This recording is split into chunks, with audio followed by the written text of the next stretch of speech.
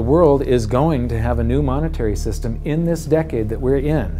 We're going to experience this huge deflationary crash around the world, and people will just lose confidence in currency. And what do they always go back to throughout history? Time after time, for the last 5,000 years actually, they always go back to gold and silver. We are entering a period of financial crisis that is the greatest the world has ever known.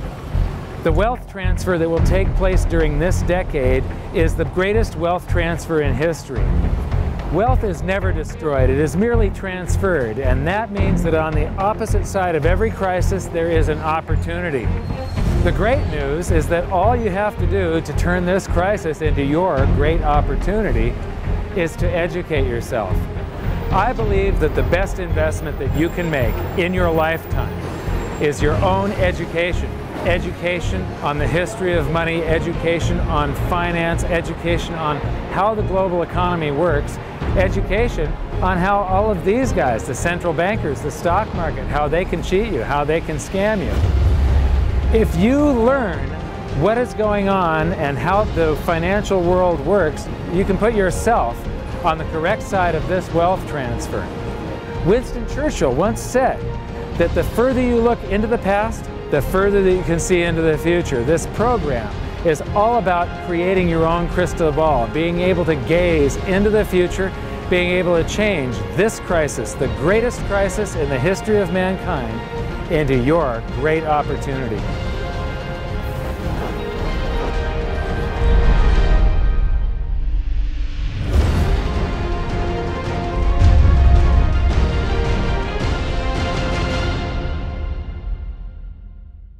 So it all started back in 1999 when my sister and I hired a financial planner to help my mother with her assets, and we gave him control of the family's assets, and in the next year and a half he lost 50% of what she had. You know, he would come to us every 6 months, we'd have a meeting, and he'd have this smile on his face, just ear-to-ear smile, going, "We did really well. The S&P lost 24% and you only lost 18." And so I fired him and I moved all of her assets to cash, and I dove into studying the financial markets, which led me into studying the economy. And when you start reading about the global economy, the people that are concerned with trade deficits and budget deficits, it's the hard money advocates, the gold community. And once I started reading them, they also write about monetary history, and then I really fell in love. Because monetary history just repeats and repeats over and over again, echoing all the way back to the beginnings of civilization.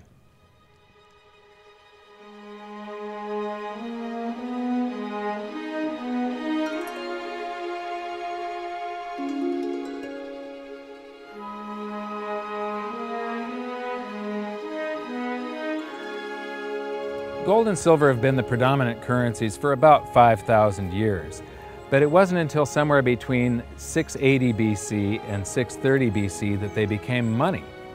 That's when they were minted into coins of equal weights somewhere in Lydia, where each coin was the same size and had the same weight. This made them interchangeable. It's called fungible. At that point, they became useful as a unit of account, a measurement. You could price a good or a service in those gold or silver coins in a certain number of them.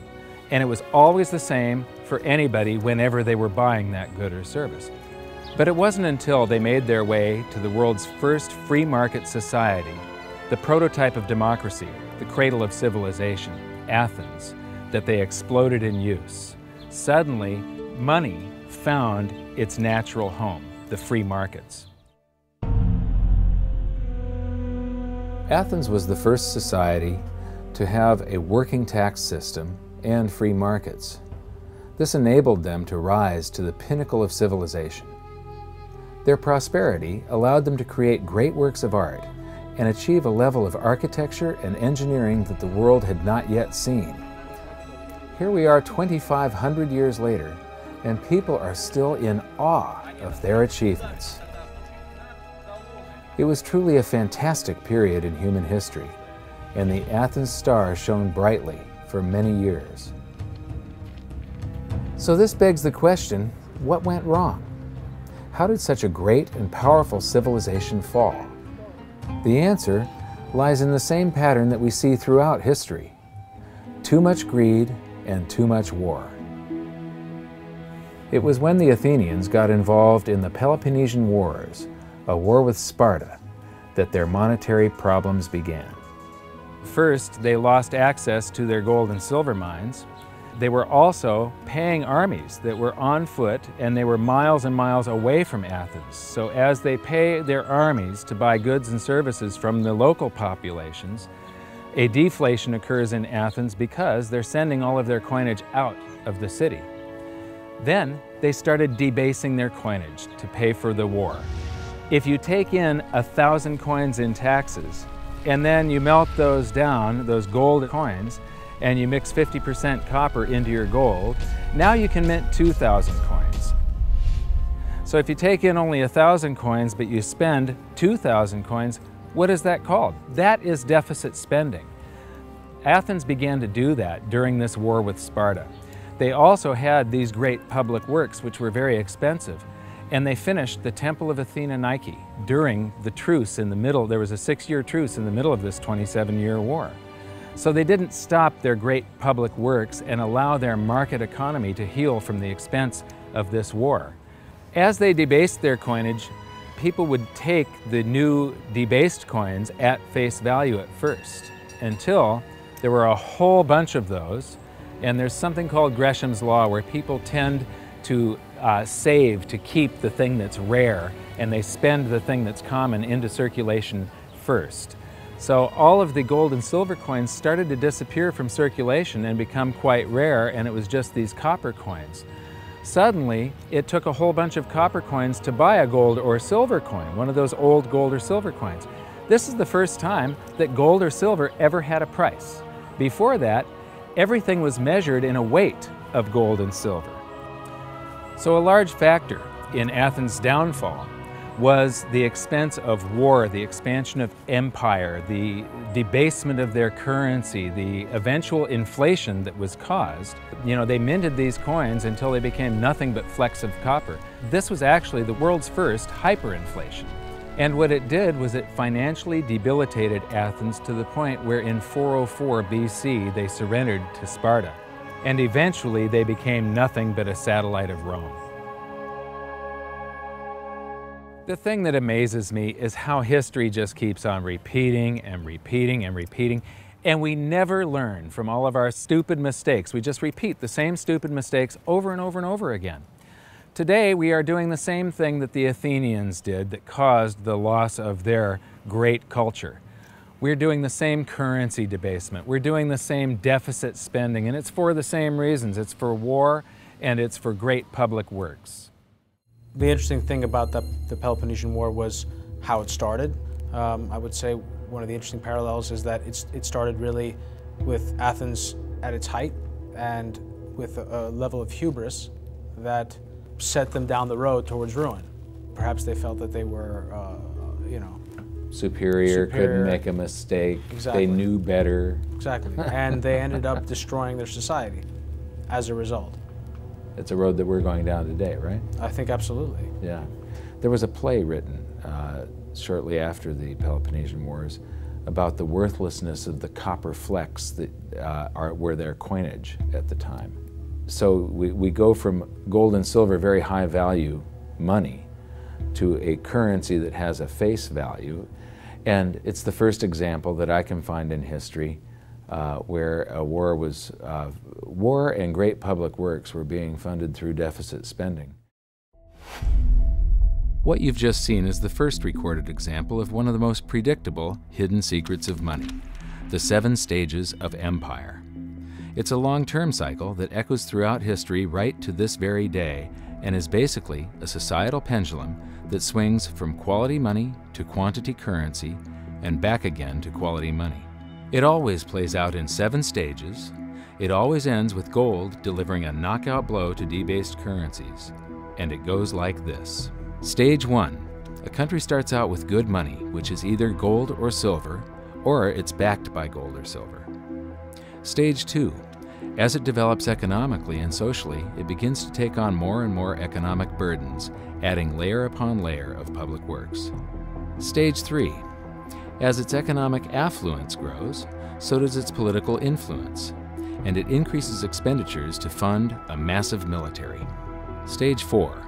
Eventually, it puts its military to use, and expenditures explode. Stage 5. To fund the war, it steals the wealth of its people by debasing their coinage with base metals, or by replacing their money with currency that can be created in unlimited quantities. Stage 6. The loss in purchasing power of the expanded currency supply is sensed by the population and the financial markets, triggering a loss of faith in the currency. Stage 7. A mass movement out of currency into precious metals and other tangible assets takes place. The currency collapses, and gold and silver rise in price as they account for the huge quantity of currency that was created. This process transfers massive wealth to those who had the foresight to position themselves beforehand in real money, gold and silver. You know, our monetary system basically steals from the poor and middle class and transfers the wealth to the banks.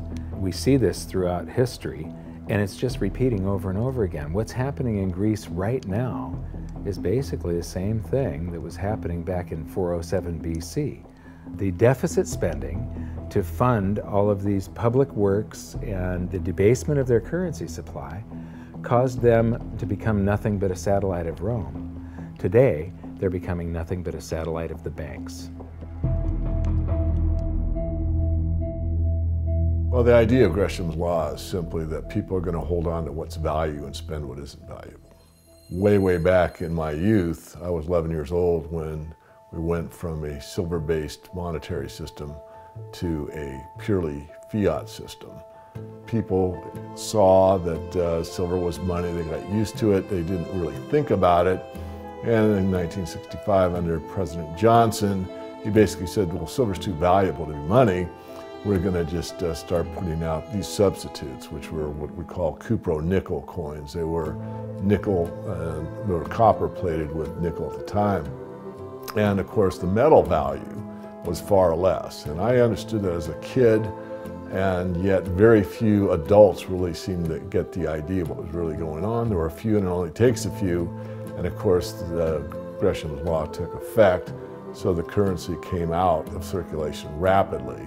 It's very interesting to me, you know, knowing monetary history fairly well, is they're always, you know, put out in silver-looking or gold-looking form. I mean, in most cases, you'll have, in fact, they look rather interesting. I mean, some of them are like silver on the inside and gold on the outside. With the look, they have no value at all, really, other than melt value of pot metal. To me, it's sort of at a subconscious level. Why are they making them gold-colored? Why are they making them silver-colored? I think there's an inherent knowledge in the human species that knows that gold and silver have value. So if they look in their pocket and they see something gold-colored or silver-colored, it gives them kind of a warm, fuzzy feeling. And it's like, oh yeah, you know, but there's no value in these coins, really.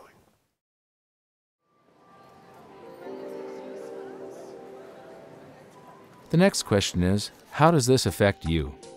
My next stop was in London, where I'd been asked to give a presentation to a group of businessmen. They wanted to understand the reason that gold had surged recently, and I explained to them that to understand gold, you have to understand monetary history. Once you see where we've come from, you can get a much clearer understanding of how the 7 stages of empire are playing out right now. We weren't allowed to show their faces, but we were allowed to film my presentation. So here it is, the last 140 years of monetary history condensed into just 10 minutes. Keep the 7 stages of empire in mind, and as you watch this, see if you can recognize the signs. Everybody thinks the US dollar is still as good as gold, and it hasn't been since 1971. This is the world monetary systems.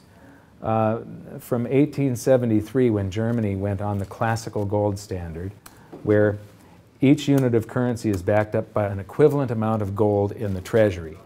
In the United States, $20 bill, $20 gold piece in the vaults. Go into any bank, slap down your currency, which was a receipt for money, a claim check on money, ask for your money, gold and silver, and they would give it to you. So this shows, this is currency, this is money. Otherwise, there was no reason for any government to store gold in their vaults and then print this currency that was backed by gold. This is what gives confidence in that, and it gives governments the ability to start this scam in the first place, where they print these receipts for gold, and then they can print more of them than gold that exists. And that happened when we got to World War I, and all the combatants stopped redemption rights. You could no longer go in the bank and trade your pounds, lira, marks, francs, no longer redeemable in gold, and they lit up the printing presses and started printing like crazy. Then between the wars, they went on something called the gold exchange standard, where currencies would be backed partially by gold.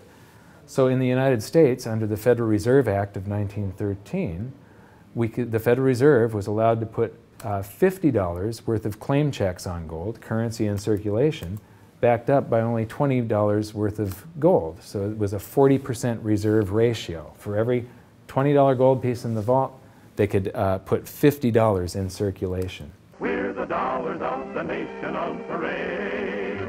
We're the biggest batch of dollars ever made. Oh, we used to march by millions, but now we march by billions, and maybe we'll be trillions for your dead. We're the dollars. Then we get to 1944. Now, during both wars, Europe paid the U.S. with gold. During World War I, the U.S. didn't get into the war until the very end of it. We didn't really have troops on the ground here in any quantity until the last 6 months of the war. So for the first 4 years or so, we're selling you all of, you take all of your young men off of the farms and turn them into soldiers. You take your factories that make toasters and they start making machine guns. Your factories that made cars are now building tanks. And so you turn your economy toward war, and all of your consumer goods and your grains had to be imported from the United States, and you paid us with gold. Then in World War II, Hitler starts saber rattling in 1936, annexes Austria in 38, invades Poland in 39.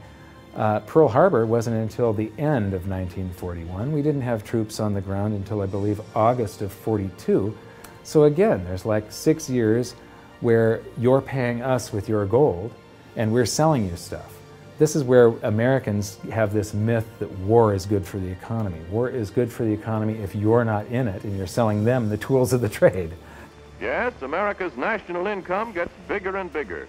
In 1943, it was $142 billion. That was double the 1939 figure, triple the figure for 1933.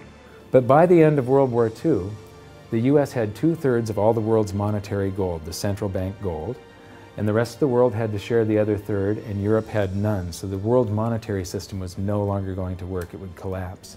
But we had made all these loans of dollars to Europe, so Europe was flooded with dollars.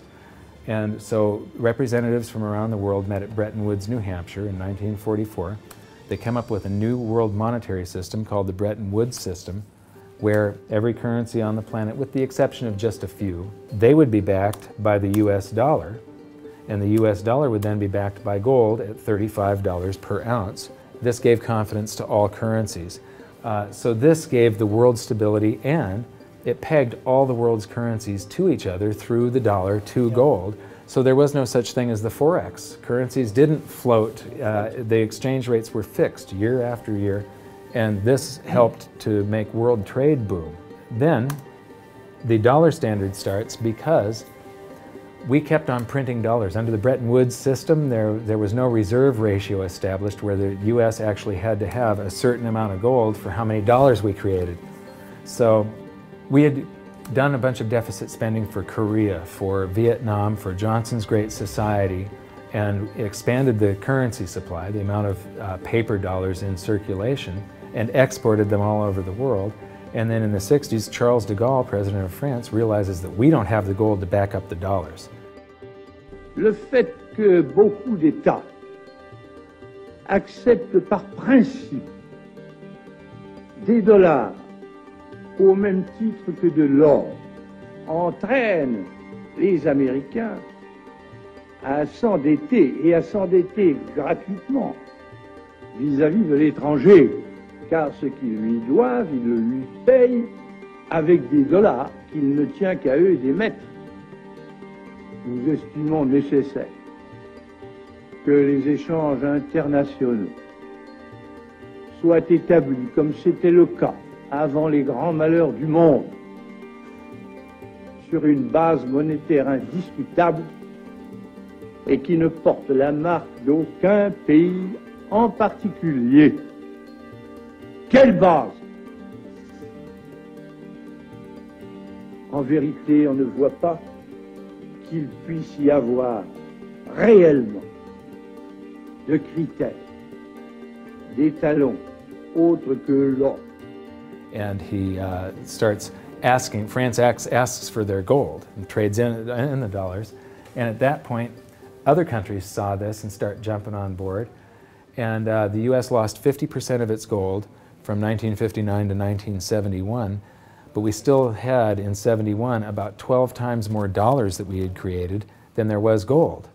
And this run on the bank, basically, the US now being the bank, this is a giant worldwide bank run, because the US, for the second time, had committed a fraud and created more receipts for gold than there was gold. It's that simple. And then finally, the markets sort of sensed this. And Nixon was forced to take us off the gold standard, because if he had paid out gold until it got to zero, once we couldn't pay on some of those dollars, the entire worldwide monetary system would have collapsed. I have directed Secretary Connally to suspend temporarily the convertibility of the dollar into gold or other reserve assets, except in amounts and conditions determined to be in the interest of monetary stability and in the best interest of the United States. In full cooperation with the International Monetary Fund and those who trade with us, we will press for the necessary reforms to set up an urgently needed new international monetary system. And on August 15th, 1971, all the world's currencies became fiat currency. I don't know why the rest of the world didn't rush out and hang him, but they didn't. They just all went along with this. To our friends abroad, I give this assurance. The United States has always been and will continue to be a forward-looking and trustworthy trading partner. There have been thousands upon thousands upon thousands of fiat currencies throughout history, and there isn't one that survived. It is a 100% failure rate. And we started this experiment where all the world's currencies would be fiat currencies simultaneously in 1971. But what we have here, 30 to 40 years, different monetary system, 30 years, 28 years, 39 years plus, what's next? The world is going to have a new monetary system in this decade that we're in. We're going to experience this huge deflationary crash around the world. The world will probably end up on some sort of new monetary system, probably after governments try and print their way out of this and cause hyperinflations of all the currencies, and people will just lose confidence in currency. And what do they always go back to throughout history? Time after time, for the last 5,000 years actually, they always go back to gold and silver. In a world of floating currencies, and that's what all national currencies are today, they bob up and down relative to each other, but they're all sinking relative to gold. That includes the dollar as well as the euro and the British pound and all the others. They're going to continue to lose value, continue to lose purchasing power. Personally, I don't think there's any way of avoiding what is coming. There's no way to fix it right now. There's only a way to either let it wipe you out or to benefit from it. And I want to make sure that it's not just a few of the big investors in the world that are ending up with all the cookies. I want to make sure that there's as many small investors as possible that are benefiting from it, because that's what makes society run. Middle class, small investor. One of the biggest challenges for human beings is that physiologically we are designed to operate in recency. You know, the fight or flight response is literally in my cells, literally. And so that when I'm in the wild, it's about I need to look for something to eat or make sure I don't get eaten. And how that translates into the modern world is that we think only about what's happening immediately in front of us. And so we think a long time is last week. In the world of YouTube and Facebook and instant messaging, we think 3 seconds is a long time. Like, did you get the post already? I already posted it. And the reality is that if you look at history, and I don't mean a week, I don't mean a month, I mean decades, I mean 100 years, I mean a couple of 100 years, I mean more than a couple of 100 years, you can start to see some patterns. You can see some things that are going on because history repeats itself. There are some trends and there are some movements that you can learn from. And you literally have to go outside of your human instincts to look at history, because we just want to focus on right now, because as I said, that's about either eating or being eaten. So we've got to go beyond that, and that means not just focusing on the here and now, but learning some real powerful stuff from what's happened, because there just might be some indicators there as what's going to happen in the future. Now, the 7 stages of empire, just as a reminder, started with sound money, and then a country adds layers of public works and social programs, and then develops a massive military, and then puts that military to use, and to pay for the war, it debases its currency supply, which causes a loss of faith in the currency, which then leads to a currency crisis, and gold does an accounting of the expansion of that fiat currency supply that happened over all those years of the first 5 stages. We are in the 6th and beginning the 7th stage. Gold started the accounting in the year 2001. It was $250 then, but we're still in the very early stages of this. Well, that's right. I think one of the problems with gold is people just don't understand it. I mean, for one thing, it's sort of been banished from the curriculum for 35 years. We have going on 2 generations of academics and scholars who have never studied gold. Unless you're a specialist in economic history, you can go back and look at it. Now, when I was in university and even when I was in graduate school in economics, we were still on the gold standard in some form. It was fairly attenuated, but when you studied the IMF and you looked at how they present the finances of a country and the breakdown of the reserves and you know, the capital accounts, gold was a line item in the capital account, and you had to understand how it, what role it played and how it you know, could equilibrate in terms of balance of trade. Well, that's gone. The IMF, you know, Nixon went off the gold standard in 1971, and bright young economic students just don't understand gold. They think it's a joke, or they think it's maybe a commodity trade or a momentum trade. They don't understand that it really is money par excellence. So now we've learned that money was born in roughly 630 BC when it became fungible.